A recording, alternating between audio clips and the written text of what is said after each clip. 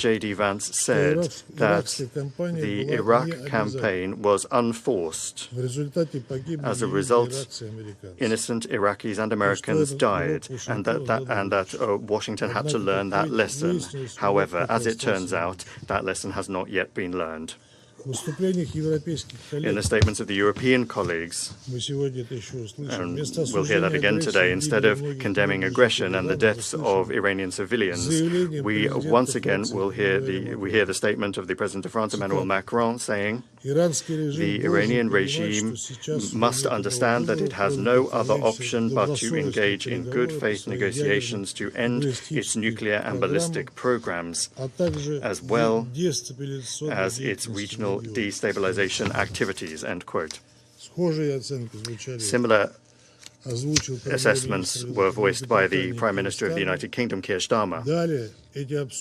These absurd statements were then backed up by a joint statement of the leaders of the United Kingdom, France, and Germany, condemning only Iran's strikes on the countries in the region. Colleagues, just think for a moment. This sort of reaction is coming at a time when Iran has been subject to armed attack, to military attack, at the peak of an active negotiating process. The hypocrisy of our European colleagues knows no borders. These aren't even double standards. It's a parallel reality. The other side of the looking glass. In the English language, there's an ideal term to describe the situation: victim blaming. One gets the impression that London, Paris, and Berlin are living within illusions that they have created for themselves and are broadcasting to the world. However, attempts to mislead the international community are doomed to fail. Any common-sense person will fully well understand who is responsible, who bears responsibility for this latest uncontrolled escalation. Mr. President, we demand that the United States and Israel immediately cease their aggressive actions. An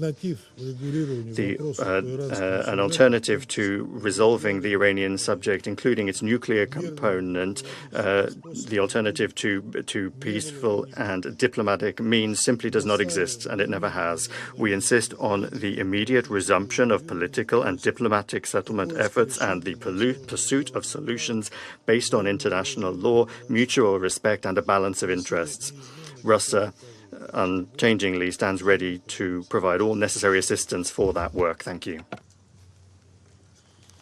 I thank the representative of the Russian Federation for the statement, and I give the floor to the representative of China. Thank you, President. I thank Secretary General Guterres for his briefing and support his call for de-escalation and return to diplomatic negotiations. Today, the United States and Israel brazenly launched military strikes against targets inside Iran, causing a sudden escalation of regional tensions. China is deeply concerned about this development. China consistently advocates that all parties should abide by the purposes and principles of the UN Charter and opposes and condemns independence of all states and non-intervention. Mr. President, we are facing a serious military escalation that threatens to spill over into a regional confrontation with unpredictable consequences. The use of force and the logic of reprisals are substituting diplomacy, dialogue, and law. In the face of this alarming situation, we condemn any military action that is contrary to the Charter, wherever it comes from. Our country has been consistent in this organization and in this council. No state may unilaterally claim the right to attack another in order to impose regime change. And that principle does not depend on who the actor is, as it is a pillar of the international order. The prohibition of the use or threat of force enshrined in the Charter does not admit selective interpretations. When that principle is violated, international security does not prevail. The law of the strongest takes over. When force replaces law, the international order is weakened and barbarism takes its place, and the first to lose are civilians. Colombia condemns the attacks and expresses solidarity with the peoples of Bahrain, Qatar, the UAE, Saudi Arabia, Jordan, and Kuwait. Colombia expresses its deep concern over the human cost of this escalation. Bombings are exposing entire communities to fear and to risk, including girls and boys.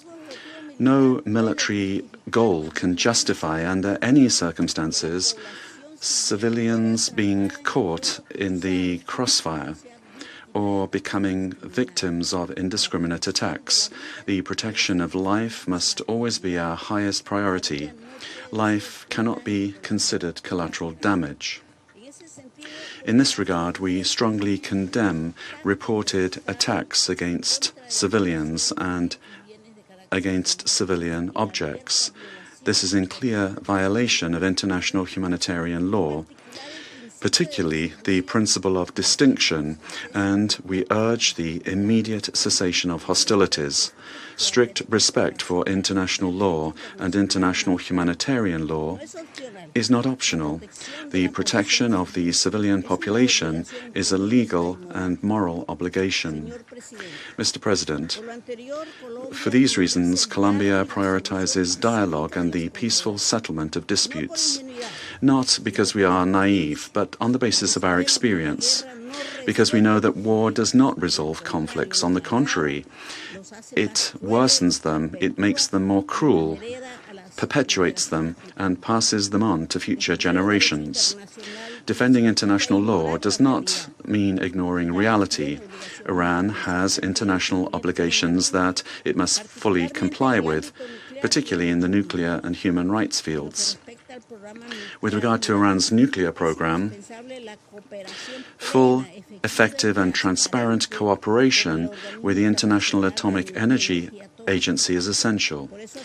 Therefore, we call on Iran to return to the path of dialogue and negotiations in good faith, with a view to guaranteeing unrestricted access to nuclear facilities subject to monitoring and verification, and to resolving outstanding safeguards issues under the Treaty on the Non-Proliferation of Nuclear Weapons. Colombia reaffirms the universal goal of general and complete nuclear disarmament, and in that context we insist that Iran's nuclear program must be maintained exclusively for peaceful purposes in compliance with its international obligations. Collective security is not built with more weapons, but with more guarantees. Likewise, we join the urgent call of the IAEA for the parties to exercise restraint in the use of force, particularly against nuclear facilities, taking into account the enormous risks that such actions represent. Furthermore, Iran has the obligation to respect and guarantee the human rights and fundamental freedoms of its population, which are not a concession of the state. Much rather, these are rights that are inherent to human dignity. But we also state with the same degree of firmness that Iran's non-compliance in these areas cannot serve as justification for the unilateral carrying out of military attacks against a state. The full application of the Charter is indispensable for the credibility of multilateralism and the preservation of the international order. International peace and security are not built by violating the sovereignty or the territorial integrity of states, nor through reprisals. They are built through rules and through dialogue. Mr. President, Colombia calls on all parties to exercise restraint and de-escalation, to urgently return to the diplomatic path, to strictly respect international law, and to strengthen existing multilateral mechanisms. It is a priority to move forwards towards a framework for regional dialogue that allows us to address the underlying causes of instability in the Middle East. Therefore, we propose the convening of a peace conference for the region under the auspices of the United Nations in order to achieve sustainable political solutions. War is not a foregone conclusion. It is a political decision, but so is peace.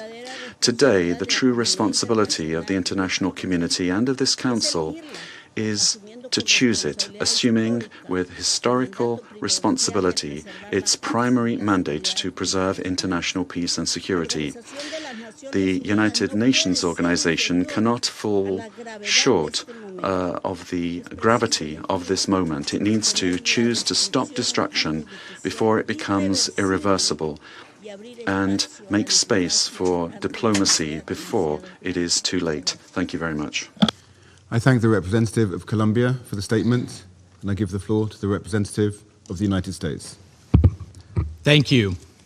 Distinguished delegates, this is a moment in history that requires moral clarity, and President Trump has met the moment. The most fundamental duty of any sovereign government is the protection of its people. Operation Epic Fury is directed towards specific and strategic objectives: to dismantle missile capabilities that threaten allies, to degrade naval assets used to destabilize international waters, and to disrupt the machinery that arms proxy militias, and to ensure the Iranian regime never, ever can threaten the world with a nuclear weapon. As President Trump said last night, for decades, the Iranian regime has willfully destabilized the world. It has killed American forces and citizens, threatened regional allies, and jeopardized the security of international shipping upon which the world depends. Its massive support for violent proxies, declared terrorist organizations, the Houthis, Hezbollah, Hamas, and others, has brought bloodshed and disorder across the Middle East for far too long. This is not speculation. We know this to be true, and our men and women have paid for the actions of this regime and the IRGC with their lives. No responsible nation can ignore persistent aggression and violence. The regime in Tehran has led attacks that have cost American lives. Hundreds of U.S. Marines in Lebanon, thousands of troops in Iraq. American hostage after hostage has suffered.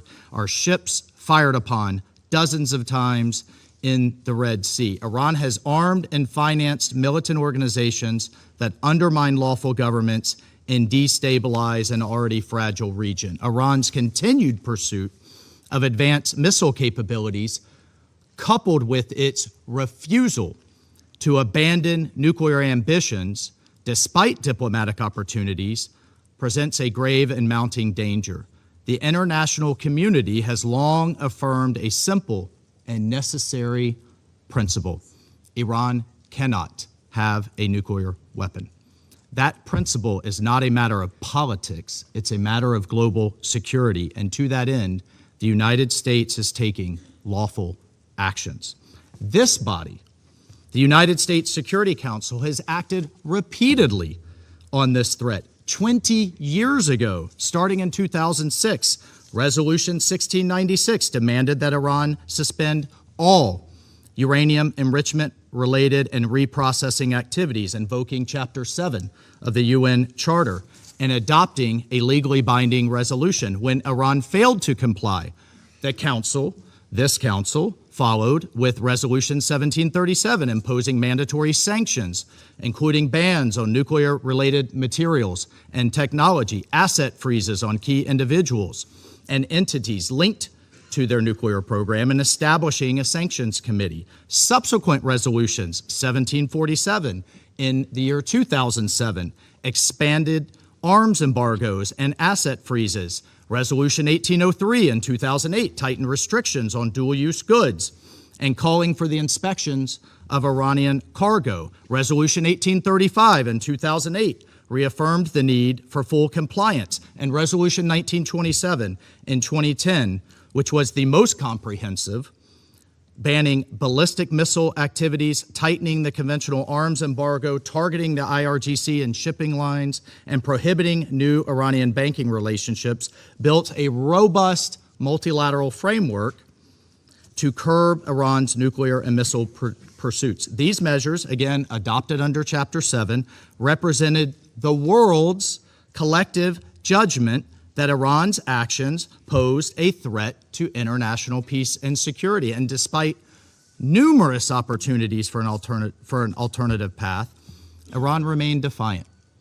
And the Security Council decided on September 19th of last year, 2025, to restore these measures, snap back sanctions, sending a clear message that the world will not acquiesce to threats and half measures, and Tehran would be held to account. On top of these actions by the UN, American diplomacy was attempted repeatedly and in good faith. President Trump, Secretary Rubio, our special envoys, Witkoff and Kushner, were relentlessly dedicated to diplomacy. But diplomacy cannot succeed where there is no genuine willingness to cease aggression, where there is no genuine partner for peace. As President Trump said today, and he spoke directly to the Iranian people, he said, quote, "To the proud, great people of Iran, I saw tonight that the hour of your freedom is at hand. The entire world has witnessed the regime's wholesale slaughter of innocent civilians. The sad irony is that this same regime will attempt to lecture us today about human rights and the rule of law. Its presence here in this council makes a mockery of this body. But where the UN lacks moral clarity, the United States of America will maintain it. Indiscriminate and unprovoked attacks by the Iranian regime today against our regional partners, Kuwait, the United Arab Emirates, Bahrain, Qatar, Jordan, and others, reinforce precisely why such actions are necessary. The regime has not only struck military assets, but civilian infrastructure as well. Those who stand with us must know that their security is not negotiable. The safety of our allies is not conditional. It is assured. The bottom line is this, colleagues. Our allies and partners can count on the United States and can count on President Trump. Colleagues, peace is not preserved by appeasing those who threaten it. Peace is preserved through strength in the face of terror. History has taught us that the cost of inaction is far greater than the burden of decisive action. And our president, President Trump, has taken that decisive action today. I thank you. I thank the representative of the United States for the statement, and I give the floor to the representative of Denmark. Thank you, Mr. President, and thank you to the UK Presidency for convening the Council for this urgent meeting following the latest developments in the Middle East. I also wish to thank the Secretary General for his statement. Today's developments are deeply concerning and pose the risk of further destabilizing an already volatile situation at a time of heightened tensions in the Middle East. Mr. President, let me reiterate our deep concern over Iran's unacceptable behavior related to its nuclear program, its ballistic missiles, its destabilizing activities in the region and beyond, and its violent crackdown and repression against its own people. As a consequence, the European Union, with Denmark's active support, has adopted strong sanctions against Iran, just like we have always been promoting diplomatic efforts to address the nuclear and ballistic missile programs through a negotiated solution. I also wish to express Denmark's condemnation of Iran's attacks today on countries of the region. This must stop immediately. We express our full solidarity with partners in the region under attack. Mr. President, at this critical juncture, de-escalation is imperative.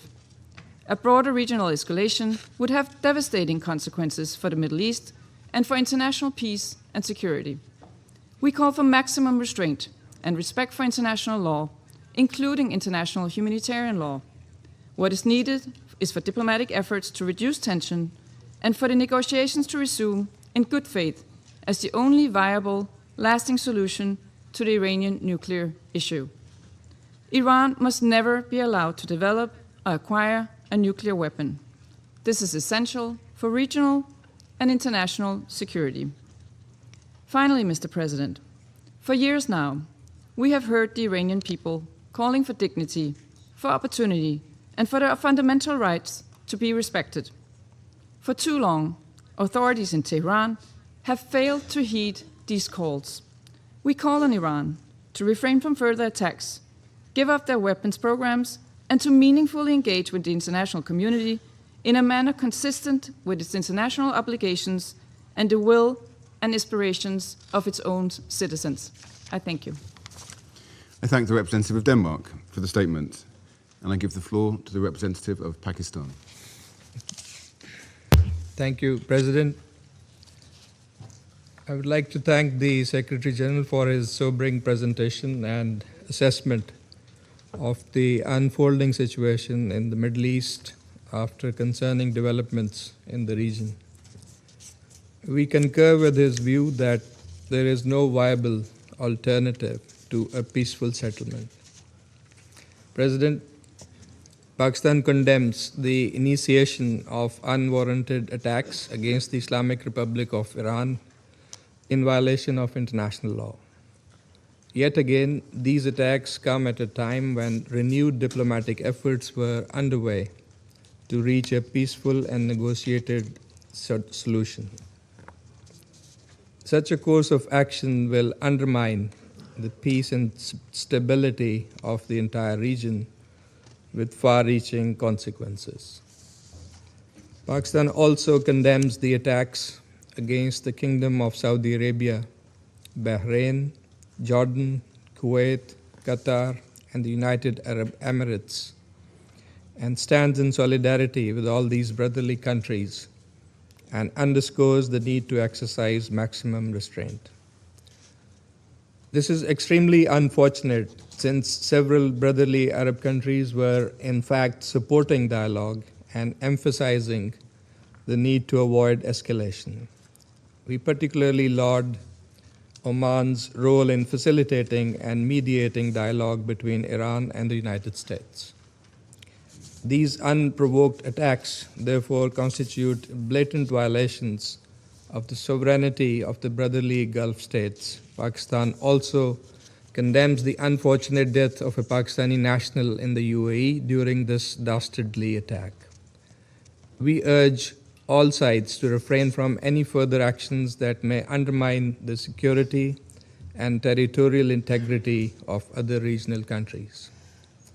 President, we regret the fact that diplomacy has once again been derailed as these attacks have happened right in the middle of negotiations. These military actions undermine dialogue and further erode trust that was already in short supply. We offer our condolences and sympathies to civilians caught in the middle of these violent acts. Our thoughts go out to the school children in Iran and many civilians elsewhere, and the family of the Pakistani national who was killed during attacks on the United Arab Emirates earlier today. President, the purposes and principles of the UN Charter are inviolable and sacrosanct. The Charter prohibits threat or use of force against territorial integrity or political independence of states. Pakistan reiterates the call for full respect for international law, including the UN Charter, as well as the international humanitarian law. We are deeply alarmed at the risk of regional conflagration. Safety and well-being of millions of our compatriots in the countries of the region is also top priority for Pakistan. Pakistan is maintaining close contact and coordination with brotherly neighboring countries, including at the leadership level. We are ready to extend our support towards peaceful resolution of outstanding issues. Pakistan has consistently advocated the primacy of peaceful settlement of disputes and the imperative of avoiding confrontation and conflict in a region already beset by tensions and volatility, as the Secretary General has also noted. Diplomacy and dialogue should be the guiding principles for achieving negotiated settlement of all contentious issues in accordance with the rights, obligations, and responsibilities of the parties concerned. Pakistan calls on all sides to immediately halt escalation and urgently resume diplomacy with a view to achieving a peaceful, negotiated resolution to this crisis. Thank you so much. I thank the representative of Pakistan for the statement, and I give the floor to the representative of Greece. Thank you, Mr. President, for convening this meeting at such a short notice. I would like also to thank the Secretary General for his briefing and his messages on respecting the principles of the UN Charter and his calling on de-escalation and a peaceful settlement of the situation. Mr. President, we express our deep concern following today's escalation. Our aim should be to return to substantial negotiations towards a peaceful settlement in line with international law and the UN Charter. As the Council meets in this critical moment, we would like to stress the following. First, restraint is imperative. The risk for a wider regional confrontation with potentially grave consequences for international peace and security is real. Absent a swift diplomatic solution, we might now face the consequences of prolonged crisis. All parties must therefore exercise restraint, prevent a further spiral of violence, and work urgently to reopen credible channels of dialogue. Our Prime Minister and Minister for Foreign Affairs are in constant contact with our partners in the region. We strongly condemn the Iranian strikes in Bahrain, Jordan, Kuwait, Qatar, Saudi Arabia, and the United Arab Emirates. Second, Greece has consistently expressed its strong concern regarding Iran's nuclear program. Iran must never be allowed to acquire a nuclear weapon. The accumulation of significant quantities of uranium enriched up to 60% by a non-nuclear weapon state raises serious proliferation concerns and has no credible civilian justification. Full cooperation with the IAEA and strict adherence to international obligations are indispensable. It is widely believed that strong, permanent, and verifiable oversight on Iran's nuclear and ballistic programs is a precondition for stability in the region. Diplomacy, grounded in verification and transparency, remains the only sustainable path forward. Third, maritime security in the Gulf, the Straits of Hormuz, and the Red Sea must be fully respected by all sides. Even more now, of all times, stability is of the utmost importance. We urge Iran and its allies in the region to refrain from any retaliatory action that could endanger freedom of navigation, threaten commercial shipping, or further destabilize global energy and trade flows, constituting a blatant violation of the international law of the sea as reflected in UNCLOS. Fourth, the protection of civilians and respect for international law must remain absolute priorities. Adherence by all member states to the UN Charter, international humanitarian law, and human rights law becomes even more critical. Civilians must not bear the cost of military escalation. The humanitarian consequences of further confrontation could be severe. In closing, Mr. President, the stakes for regional and global peace are exceptionally high. We urge Iran to immediately engage in meaningful and good faith negotiations with a view to achieving a durable, negotiated solution. Dialogue and diplomatic engagement aimed at restoring stability and providing credible security assurances for all concerned must prevail. Failure is not an option. I thank you. I thank the representative of Greece for the statement, and I give the floor to the representative of Somalia. Thank you, Mr. President. I have the honor to deliver this statement on behalf of the A3 members of the Security Council, namely the Democratic Republic of the Congo, Liberia, and my own country, Somalia. We thank the Presidency for promptly convening this emergency meeting on the situation in the Middle East. The A3 thanks the Secretary General for his thorough update on this worrying and rapidly evolving development in the Middle East and its implications on international peace and security. We also echo the Secretary General's message of today's military escalation in the Middle East. We welcome the representative of Iran to this meeting. Mr. President, the A3 aligns itself with the statement of the chairperson of the African Union Commission, His Excellency Mahmoud Ali Yusuf, on the U.S.-Iran military escalation issued on February 28th of 2026. The reported military strikes carried out by the United States in coordination with their Israeli forces against targets inside the Islamic Republic of Iran and Iran's subsequent response represents a perilous and deeply troubling escalation, one that marks a serious intensification of hostilities in the Middle East and threatens to engulf the entire region in an uncontrollable cycle of violence, suffering, and pain. The A3 condemns the missiles and drone attacks carried out by Iran against the sovereign territories of Bahrain, Kuwait, Qatar, Saudi Arabia, and the United Arab Emirates. The A3 reiterates that all member states must respect their obligations under international law, including the Charter, which prohibits the threat of the use of force against the territorial integrity or political independence of any state or in any other manner inconsistent with the purposes of the United Nations.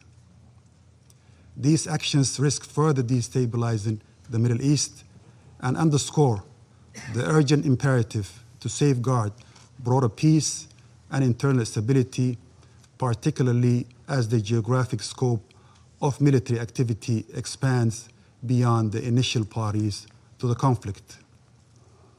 The A3 remains steadfast in its commitment to the fundamental principles of international law and the Charter of the United Nations. At the same time, the A3 recognizes the concerns of all states in the region, which must be addressed through dialogue and peaceful means in accordance with international law and the UN Charter. We believe that all member states share a responsibility to act in accordance with these commitments, and that these are essential foundations for international cooperation and peaceful coexistence. Mr. President, the A3 calls for restraint, urgent de-escalation, and sustained dialogue. All parties must act fully in accordance with international law and the United Nations Charter to safeguard international peace and security. Our position underscores the importance of dialogue, the peaceful settlement of disputes, and respect of international law. It's important for all parties to exercise restraint and responsibility, uphold international law, and avoid any actions that could escalate tensions or threaten regional peace and stability. The A3 stresses that the spillover effects of these hostilities imperil countless lives and threaten to deepen existing crises. The A3 expresses its solidarity with the people of the region and reiterates that the African Union's commitment to peace, stability, and mutual respect among nations and regions. Mr. President, in this regard, the A3 urges all parties to prioritize diplomatic engagements, including the ongoing international mediation efforts facilitated by the Sultanate of Oman to prevent further deterioration and uphold international rules-based order. At this critical juncture, the A3 calls for the swift return to the path of negotiations as the only viable means to reach a sustainable agreement regarding the Iranian nuclear program. Sustainable peace can only be achieved through diplomacy, not through force. The A3 strongly reaffirms the urgent necessity of establishing a Middle East zone free of nuclear weapons and other weapons of mass destruction, applicable to all states in the region without exception, in accordance with relevant international resolutions. We also stress the need for all Middle Eastern countries to join the Treaty on the Non-Proliferation of Nuclear Weapons as a step toward regional and global security. We emphasize the paramount importance of protecting civilians and civilian infrastructure, including in the context of cross-border strikes and retaliatory actions, and as well as refraining from targeting nuclear facilities that are under International Atomic Energy Agency safeguards, in line with relevant IAEA resolutions and the United Nations Security Council decisions. The A3 reaffirms its commitment to multilateralism and the principles of the United Nations Charter. We urge all parties to act with responsibility and wisdom, placing the well-being of the region's people above all other considerations. It's important to seize this moment to redouble our efforts for de-escalation and to support a diplomatic process that can deliver peace, stability, and security for all states in the Middle East. The A3 stands ready to support all efforts within this Council and in cooperation with regional and international partners to facilitate a peaceful, inclusive, and lasting resolution to the situation in the Middle East. I thank you, Mr. President. I thank the representative of Somalia for the statement, and I give the floor to the representative of Panama. Gracias, señor presidente. Thank you, Mr. President. Agradecemos a su presidencia We thank your presidency for convening this meeting, Reconocemos la presencia de los representantes and we acknowledge the presence of the representatives of the countries that are honoring us with their participation. We would also like to thank the Secretary General, Antonio Guterres, for his briefing at this meeting. Hace menos de un año, Less than a year ago, encontrábamos en este mismo espacio we were in this same chamber deliberando hechos similares deliberating on similar events to those that are of concern to us at this meeting. And these are events that today are still developing, which prevents us from entirely knowing their scope and their consequences.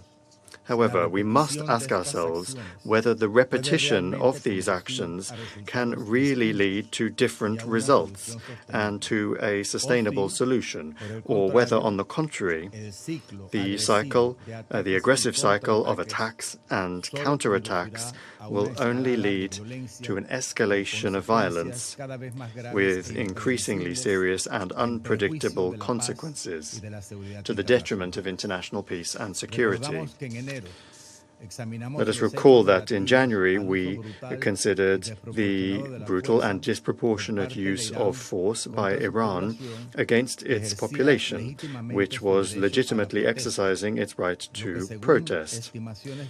According to estimates from independent media and non-governmental organizations, that resulted in the deaths of thousands of people. These previous facts point to a delicate situation in the country and the region, and they represent a clear and worrying warning of the possible real and human consequences of the escalation of the armed conflict. The Republic of Panama notes with grave concern the severity of recent events, which could trigger a regional conflict with serious direct repercussions on neighboring countries, such as those that have just been suffered by Bahrain, the United Arab Emirates, Qatar, Kuwait, Jordan, and Saudi Arabia, which Panama considers to be lamentable. This scenario must be avoided, especially in a context in which the Middle East has already been seriously affected by various crises in recent years, the consequences of which may transcend and cause harm beyond the immediate region and may affect the rest of the world with incalculable consequences. The intensification of tensions will only increase instability and suffering, particularly impacting the most vulnerable populations, those that are always the first to suffer the consequences of conflicts. In this uncertain and dangerous situation that we face, we are reminded that it is essential to guarantee the respect for and protection of the civilian population during conflict in accordance with international humanitarian law and the values that this Council is called upon to protect. Therefore, we reiterate our urgent call for dialogue, restraint, and the cessation of the use of force.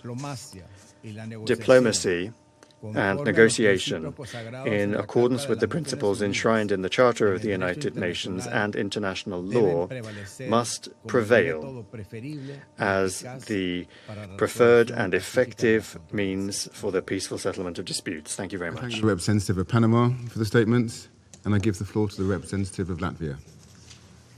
Thank you, Mr. President. Allow me to begin by thanking the United Kingdom as presidency of this Council for convening this meeting on such short notice. And I would also like to thank the Secretary General for the briefing provided. For decades, Iran has been a malign, destabilizing actor in the region and beyond. It has repeatedly and systematically violated its international obligations and posed a threat to international peace and security. The Iranian regime has attacked and destabilized neighbors, exported terrorism, developed an illegal ballistic missile program, and participated in widespread sanctions circumvention. Iran has violated UN Security Council resolutions 1696, 1737, 1747, 1803, 1835, 1929, and this aggressive behavior is consistent. It spans decades. While international law must be respected at all times, the Iranian regime has continuously ignored its responsibilities and binding commitments under the JCPOA and the NPT. The regime has openly maintained its illegal nuclear program, despite repeated and genuine diplomatic engagement from the European Union, the UK, and the US. The IAEA Board of Governors has confirmed over the last 8 months that Iran is failing to engage and to grant monitors access to installations. And this is unacceptable.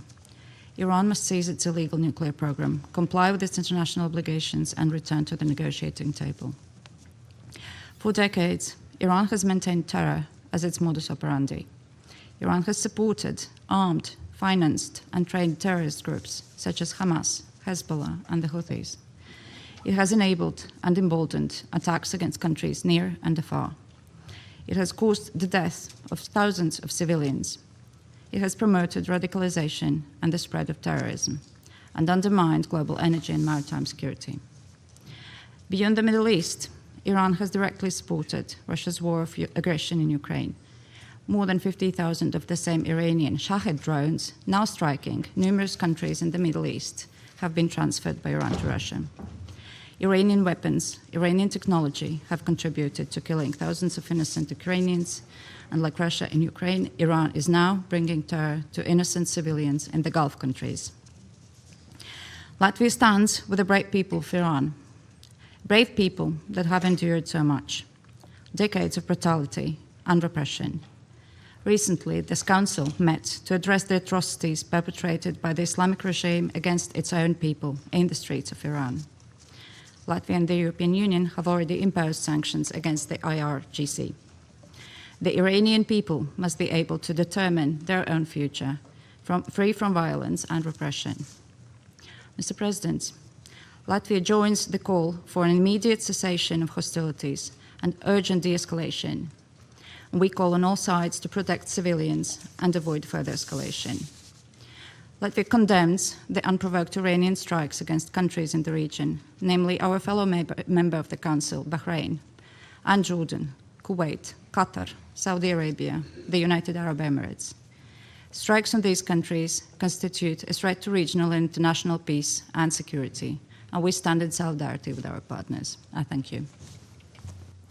I thank the representative of Latvia for the statement. I shall now make a statement in my capacity as the representative of the United Kingdom. I thank the Secretary-General for his briefing. Colleagues, this is a fragile moment for the Middle East. The United Kingdom played no role in the strikes against Iran. But we are under no illusion about the nature of the Iranian regime. The Iranian regime has murdered thousands of its own people simply for exercising their fundamental rights and freedoms. Iran has repeatedly ignored calls to find a durable and acceptable solution to the nuclear issue, while continuing to destabilize the region through its support to proxies and partners. We strongly condemn Iranian strikes across the region, including the attacks on a hotel in Dubai, the attack on Kuwait's civilian airport, and attacks on civilian targets in Bahrain. We extend our support and solidarity to all our partners, many of which are not parties to the conflict. Regional stability remains a priority. As my Prime Minister stated, UK forces are active and British planes are in the sky today as part of coordinated regional defensive operations to protect our people and regional partners, as the United Kingdom has done before and in line with international law. Reports of strikes on civilians and civilian infrastructure are deeply alarming. The protection of civilians and full respect for international law is critical. Iran must never be allowed to develop a nuclear weapon. That is why we, alongside our French and German partners, have continually supported efforts to reach a negotiated solution. We have always been clear that only a diplomatic solution can fully and sustainably address these threats. We want to see the swiftest possible resolution that ensures security and stability for the region. Iran must refrain from further strikes and its appalling behavior to allow a path back to diplomacy. We will continue to work with our partners to this end in support of peace and security and the protection of civilian life across the region. I resume my function as President of the Council. I now give the floor to the representative of the Islamic Republic of Iran. In the name of God, the compassionate and merciful, we appreciate the Secretary General for his briefing and his contribution to this meeting. We express our sincere appreciation to the Russian Federation and China for supporting the convening of this emergency meeting of the Security Council to address the manifest aggression committed by the United States and Israeli regime. I also thank those Council members, in particular China, Pakistan, and the Russian Federation, who have today taken principled position in condemnation this unlawful act. And it is regrettable that some members of this body, in a blatant double standard, disregarded the flagrant act of aggression committed by the US and Israel on Iran and condemn Iran for using its inherent right to self-defense under UN Charter. Mr. President, this morning the United States regime jointly and in coordination with the Israeli regime initiated an unprovoked and premeditated aggression against the Islamic Republic of Iran for the second time in the recent months, while deliberately attacking civilian populated areas in multiple large cities of Iran where millions of people reside. As a result of this brutal armed attack, Hundreds of civilians have been killed and injured. The aggression and atrocious crime of the United States regime and the Israeli regime and the deliberate and persistent targeting of civilian infrastructure are going. In addition to the numerous civilian residential buildings, the aggressors have also targeted a school in the city of Minab, Hormozgan province, killing more than 100 children. The number of innocent civilians continues to rise. This is not only an act of aggression, it is a war crime and a crime against humanity. Yet today, once again, the representative of the United States, through a regrettable pattern, has attempted to distort facts and rely on misinformation to justify the blatant aggression of the United States and Israel against my country. The facts, however, are unequivocal.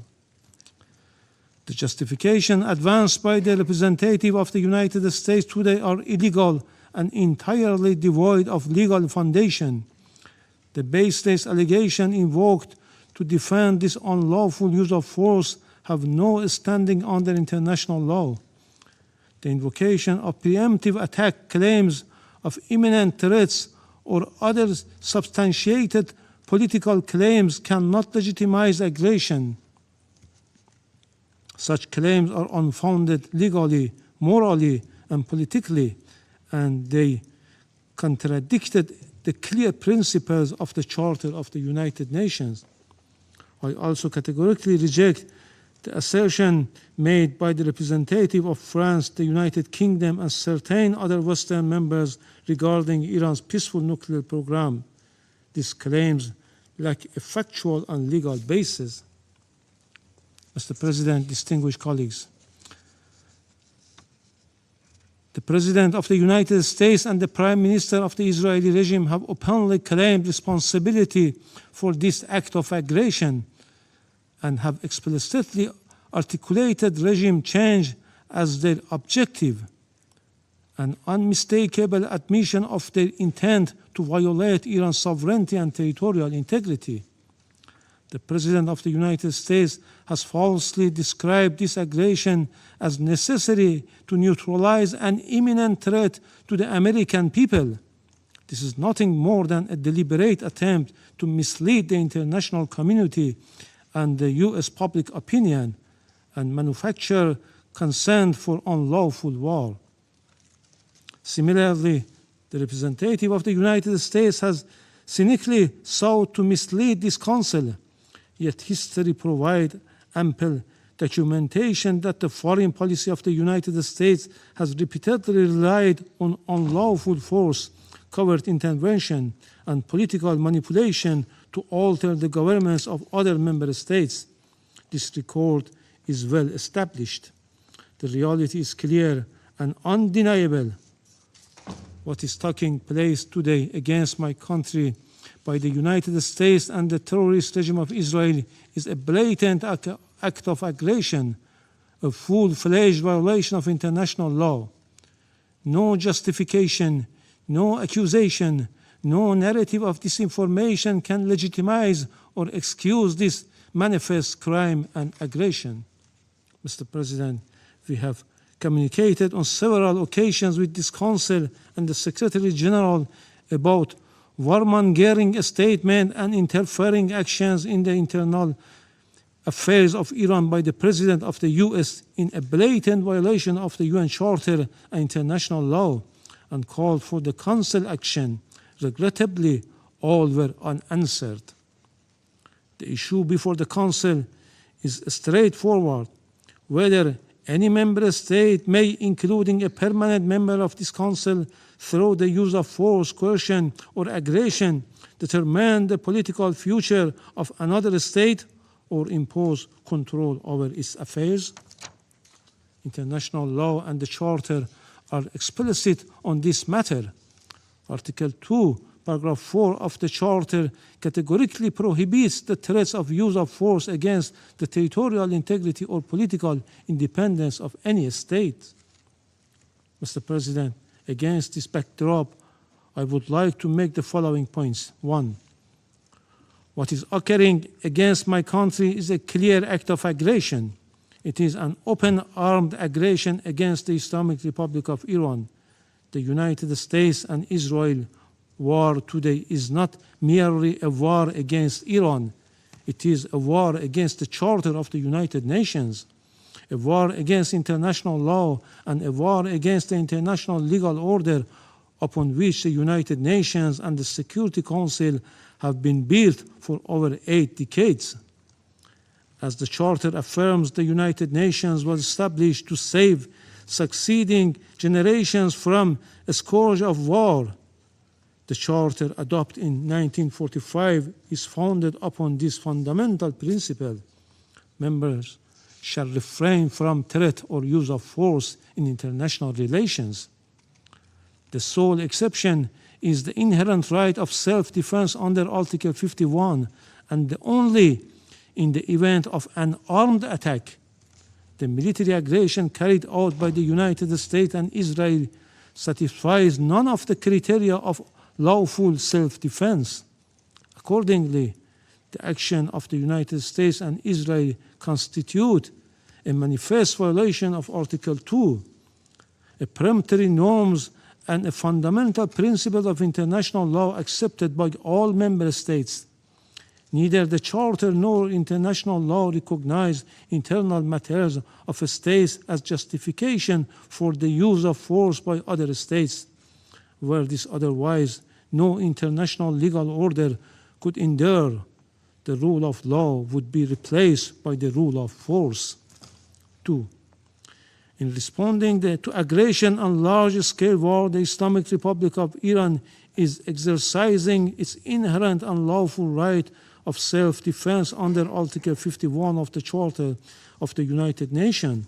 The armed forces of the Islamic Republic of Iran are utilizing all the necessary defensive capabilities and means to confront this criminal aggression and deter the hostile acts. Consequently, all bases, facilities, and assets of the hostile forces in the region shall be regarded as legitimate military objective within the framework of Iran's lawful exercise of self-defense.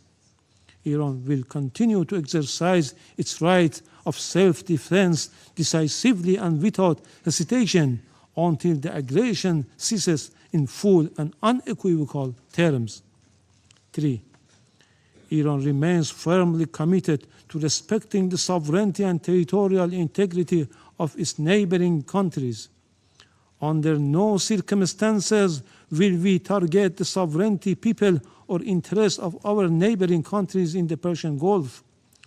Our legitimate response have been directed solely and exclusively at the bases and assets of the hostile government of the United States that operate beyond the control of the host states. Priority has been given to the targets that diminish the aggressor capability and capacity to continue its malign actions. We had previously and formally conveyed this warning to the Secretary General and the Security Council. 4. Despite continuous U.S. hostile policy, we were sincerely and seriously pursuing the path of diplomacy and dialogue to reach a just, fair, and sustainable agreement. Yet, for the second time in the midst of the negotiation, the United States betrayed diplomacy and resorted to force and launched an attack against my country in blatant violation of Charter of the United Nations, brazenly interfering in Iran's internal affairs. They are even calling on the people to riot against their own government. The recent record of the United States toward Iran is equally clear. Since January 2025, the U.S. administration reinstated the hostile approach, including the policy of so-called maximum pressure and economic strangulation through sweeping sanctions. The General Assembly has repeatedly voted by overwhelming majorities against such unilateral coercive measures. The objective of these illegal measures has been transparent, unconditional surrender. despite repeated warning by Iran to the Secretary General and the Council regarding serious violation of the Charter by a permanent member, the Council has regrettably failed to discharge its primary responsibility, allowing the erosion of the rule of law in favor of the rule of force. 5. Just as the Israeli regime succeeded in dragging the United States into the quagmire of war with Iran, the United States in turn is deliberately seeking to expand the scope of the conflict by exploiting spaces in the Persian Gulf region. The hostile US government dream of swallowing Iran and forcing the Islamic Republic of Iran into submission will never be realized. This war, before being a contest of military equipment and advanced technologies, is a battle of wills, and in that battle, the Islamic Republic of Iran will prevail. Furthermore, the Islamic Republic of Iran has repeatedly affirmed its commitment to diplomacy and negotiation. However, it will never submit to pressure, coercion, or force. Diplomacy has rules and principles. It cannot coexist with aggression. 6. The duty of Council members is to defend international law and specifically the Charter. They are not called upon to judge the political system of states, nor to determine whether military aggression or economic siege leads to freedom or domination. Expression of concerns and empty condemnation are not sufficient. The Council must act. Pursuant to Article 39 of the Charter, the Security Council must immediately determine the United States and Israeli regime have committed an act of aggression and demand the immediate cessation of its unlawful use of force, including any explicit or implicit threats against Iran, and require binding assurance of non-repetition. Affirm that the United States and Israeli regime bear full international responsibility for all materials and moral damage inflicted upon the infrastructure and facilities of the Islamic Republic of Iran and are obligated to provide full reparation. Let me conclude, Mr. President, with a simple and undeniable truth. Israel and the United States have attacked Iran. They have violated international law and the Charter of the United Nations. They must be held accountable. So long as this aggression continues, Iran will continue to exercise its inherent right of self-defense firmly, proportionately, and without hesitation until the aggression ends. The Security Council must act now and stop this act of aggression immediately. Silence is complicity in this crime. I thank you. I thank the representative of the Islamic Republic of Iran for the statement, and I give the floor to the representative of Israel. Mr. President, for 47 years, the Islamic regime in Iran has led crowds in chanting March Bar Israel, March Bar America. Mr. Iravani, do you want to translate these chants? Your leaders have been chanting it for years in public events, in your parliament. March Bar Israel, March Bar America. They mean death to Israel, death to America. Israeli and American flags were painted on roads so they could be trampled. Our flags were burned in public squares. This is not the anger of a radical fringe. It is state-sanctioned hatred. And while those March Bar chants echoed, uranium was enriched, centrifuges span, missiles were built, facilities were buried deep underground. It was never just empty rhetoric. It was preparation for action.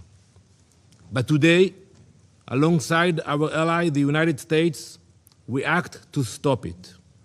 Israel stands before you today having acted with the United States to confront and stop an existential threat before it became irreversible. The operation targets nuclear infrastructure, ballistic missile sites, the machinery of repression that fuels terror across our region. We did not act of impulse. We did not act of aggression. We acted out of necessity because the Iranian regime left no reasonable alternative. This joint effort will continue for as long as the threat remains. We thank President Trump and acknowledge the close cooperation between Israel and the US, which has brought the alliance between our countries to an all-time high in peace and in war. Let us be clear about what we are confronting. This regime has built nuclear weapons in blatant disregard of international law and UN resolutions. It has brutally murdered its own citizens and crushed dissent. It's happened now as we speak in cities in Iran. It has expanded missile arsenals and armed proxies across the region. It has openly declared its intention to erase Israel from the map. Now, as it faces consequences, it is launching missiles and drones across the region, endangering the UAE, where a Pakistani citizen, unfortunately, was killed. Jordan, Kuwait, Bahrain, Qatar, Iraq. As we speak, in the last hour, a rocket targeted the city of Tel Aviv. Civilians, they don't target military bases. Civilians struck a building in Tel Aviv. An innocent woman was killed, and 21 people were injured. This is a regime that destabilizes wherever it reaches. It spreads violence outward while crushing freedom at home. It is not reacting, it is expanding. It is a machinery of radicalism that does not recognize borders. Mr. President, diplomacy was exhausted. Iran was required to stop enriching uranium, stop heavy water projects, stop developing nuclear-capable missiles, and allow full inspections. Iran did none of it. Instead, it fortified its nuclear facilities so we cannot get to them, accelerated missile production, and continued to fund terror. Since the last operation in the summer, they spent billions on their proxies. The resolutions were clear. The strategy was just as clear. Delay, delay, delay. But we will not be played. And it's simple what they were planning. They were building the means to corner us, to force an irreversible reality with our backs against the wall. That is not a future Israel will accept. No responsible nation should. This operation is guided by clear objectives: eliminate immediate threats, dismantle the nuclear program, destroy its ballistic missile production, neutralize naval threats, break the proxy network that destabilizes the region. The operation was carried out in order to protect the people of Israel within the framework of the ongoing armed conflict between Israel and Iran, in line with the UN Charter and in accordance with international law. Our forces stand ready to stop extremism armed with nuclear weapons. To the soldiers of the IDF, our boys and girls, my son, my daughter, we salute you. You stand like lions defending our people. an entire nation stands behind you. We have heard the condemnation from few member states, from the Secretary General, but we all know that escalation did not begin today.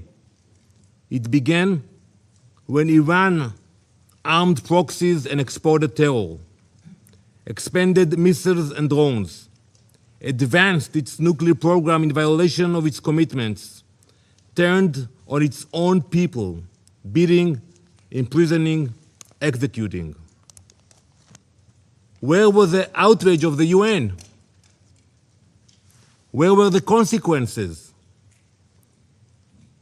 Now, Israel acts to prevent an irreversible threat, and the condemnation is immediate.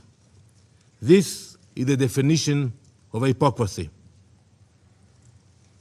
Some call this aggression. We call it necessity. We call it survival. Mr. President, history has taught us never to ignore those who openly call for our destruction. When a regime says it will destroy Israel, when it chants death to Israel, when it promises to wipe Haifa and Tel Aviv off the map, we believe it. We genuinely believe it when we see those hundreds of ballistic missiles that they are launching to Israel. We believe the threats. We do not ignore them. We do not gamble with our survival. We act. Now let me address the brave people of Iran. You are not our enemies. This operation is not directed at you. It is directed at a regime that has silenced you, imprisoned you, and invested in missiles and uranium while your economy suffers. You deserve better. It is this regime, the Basij, the Revolutionary Guard, who have dragged your country into isolation. The world does not fear a free Iran. It fears a radical regime armed with nuclear weapons and driven by extremism. Your future should not be defined by those who chant for death. As President Trump has said, the Iranian people deserve dignity, security, and the chance to shape their own destiny. We are thinking about you. You are seen. You are not alone. The future of Iran belongs to its people. We stand with you. Mr. President, this week, Jewish families all around the world celebrate Purim. Many Israelis will do so now in a bomb shelter. The story of Purim happened more than 2,500 years ago, in the same place.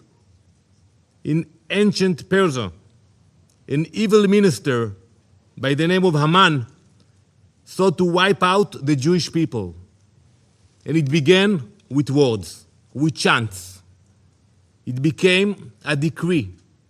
It could have become a genocide. But Queen Esther refused to remain silent. She stepped forward. She spoke up. She acted before it was too late. That is the lesson we learned. It is not only an ancient lesson, it is a modern one. Last week, I stood at the gates of Auschwitz with dozens of UN ambassadors. We stood in a place that shows what happens when radicalism and extremism grows and no one stops it in time. Before the Holocaust, some leaders, serious leaders, believed that they could calm aggression with concessions. They were completely wrong. Giving in did not stop evil. It strengthened it. Winston Churchill understood what Queen Esther understood long before him. When destruction is declared, and weapons are being prepared and assembled, leaders must act, not later, now. Today, President Trump and Prime Minister Netanyahu understand that same lesson. For decades, the Iranian regime has built missiles, enriched uranium, armed proxies, and spread terror far beyond its borders.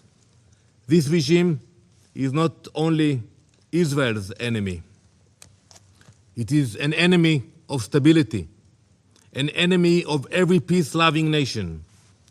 In this joint operation, Israel and the US are acting together, not because we see conflict, because we refuse to ignore declared destruction. We are stopping extremism before it becomes unstoppable. We will ensure that no radical regime armed with nuclear weapons and ballistic missiles can threaten our people or the entire world. Thank you, Mr. President. I thank the representative of Israel for the statement.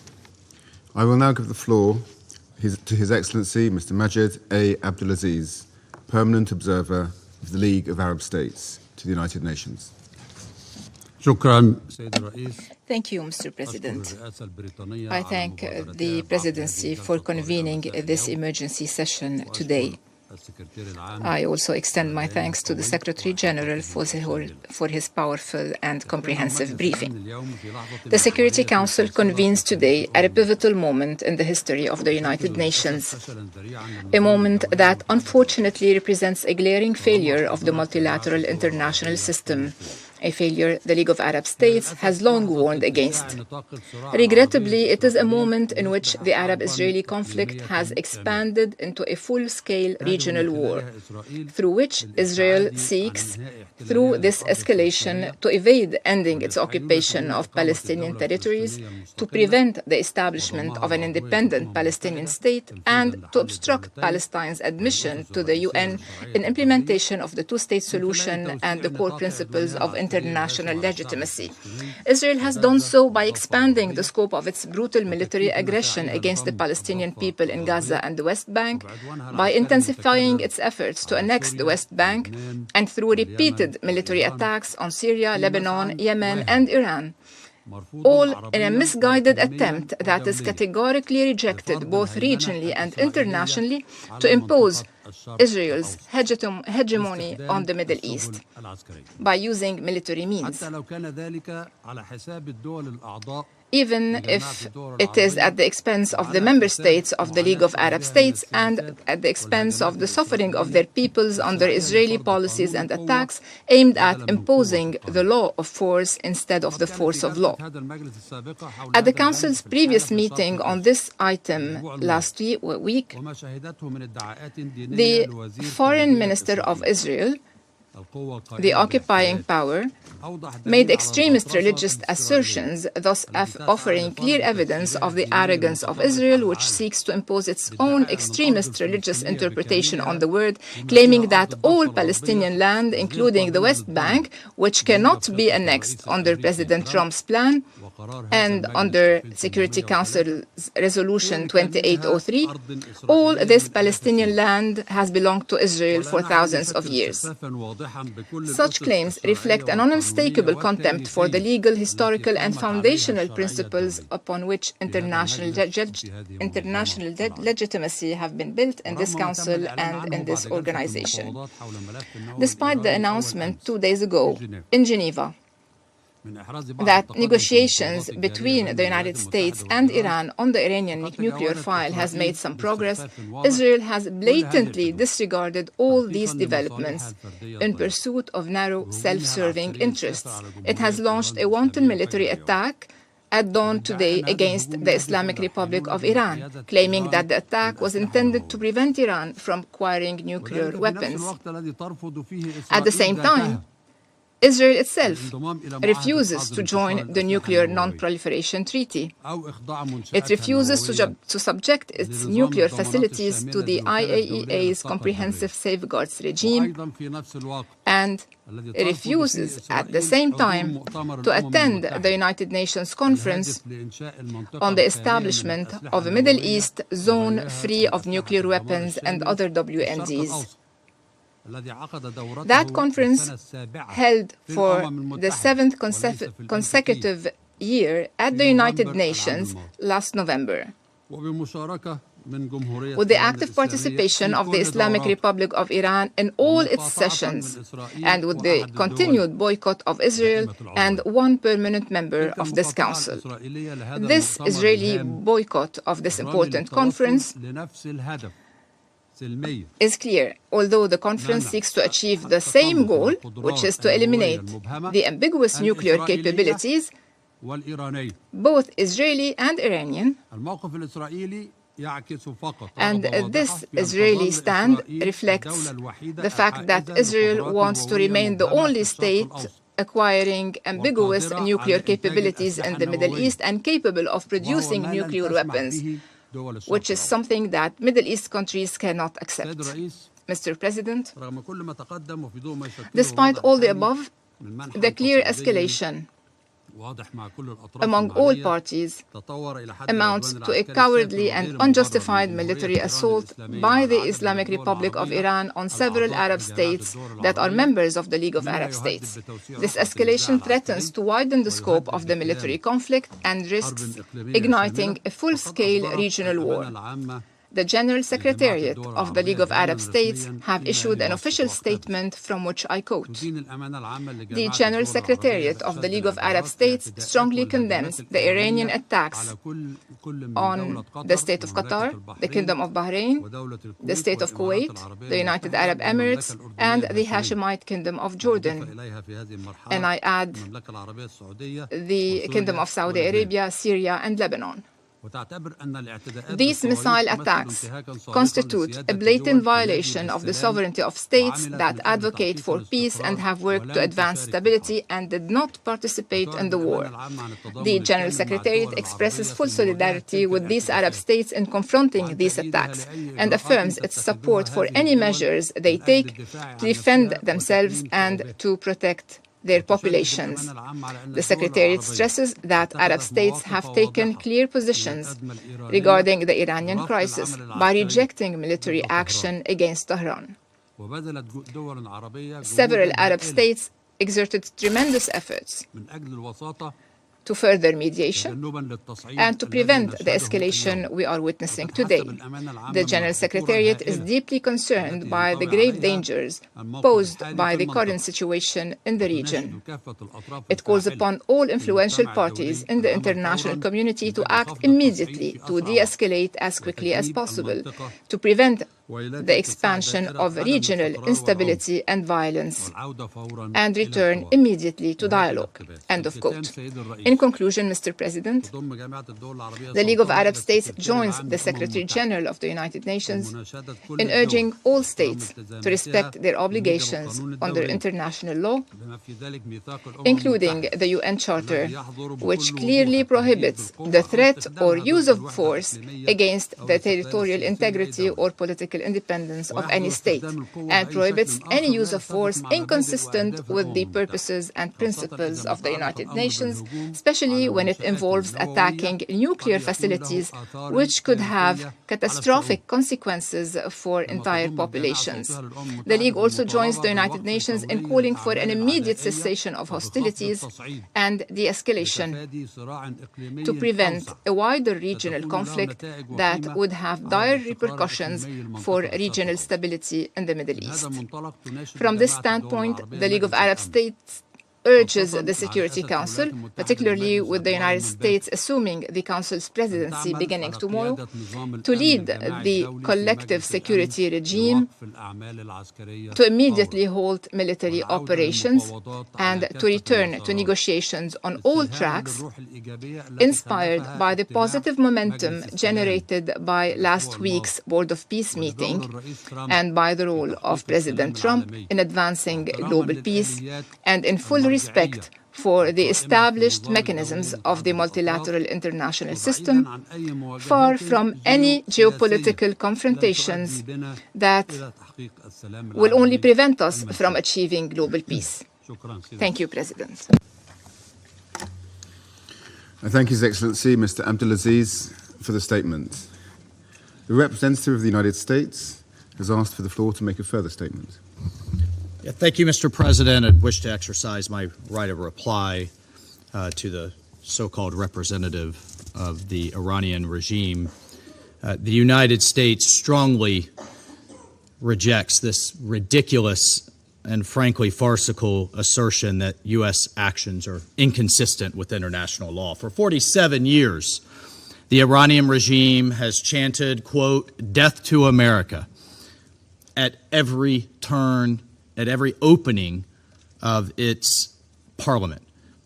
It has sought to eradicate the state of Israel. It has waged an unending campaign of bloodshed and mass murder. It is responsible for a series of unprovoked armed attacks targeting the United States and Israel, violations of the UN Charter, and threats to international peace and security across the Middle East. It has even attempted to assassinate the U.S. president, President Trump. It has done so not only directly, but through its proxies, seeking to hide and mask its bad actions while publicly claiming to be a victim. Iran's menacing activities directly endanger the United States, our troops, our bases overseas, our partners, our allies around the world. The United States has made every effort to negotiate a peaceful resolution of this conflict with Iran. But Iran has failed to take that opportunity. So in close coordination with the government of Israel, the United States has taken lawful actions to address these threats in line with Article 51 of the Charter of the United Nations. And Mr. President, I'll just say on a final note, you know who is not complaining tonight? You know who is not citing the vagaries of international law? You know who is celebrating in the streets around the world? The Iranian people. Mr. President, maybe, perhaps just maybe, they will finally be free. I thank you. I thank the representative of the United States for the statement. The representative of Bahrain has also asked for the floor to make a further statement. I give them the floor. Thank you, Mr. President. I apologize for taking the floor once again. I would like to reread a paragraph from the statement of the GCC countries, Jordan and Syria. Accurately, it is as follows, and I quote, "As we have pointed out in the letter addressed to you today, a number of Iranian missile attacks have targeted today the UAE, the Kingdom of Saudi Arabia, the State of Qatar, the State of Kuwait, and my country, the Kingdom of Bahrain, and the Hashemite Kingdom of Jordan, and the Syrian Arab Republic in a flagrant violation of the sovereignty and territorial integrity of these countries." I thank you.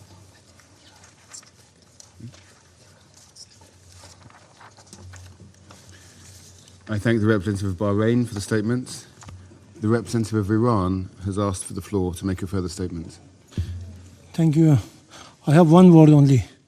I advise to the representative of the United States to be polite. It will be better for yourself and the country you represent. Thank you. The representative of the United States has asked for the floor to make a further statement. Frankly, I'm not going to dignify this with another response, especially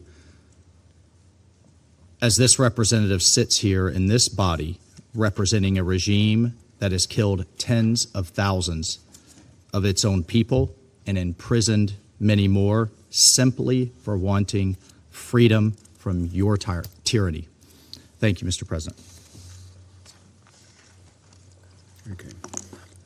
There are no more names inscribed on the list of speakers.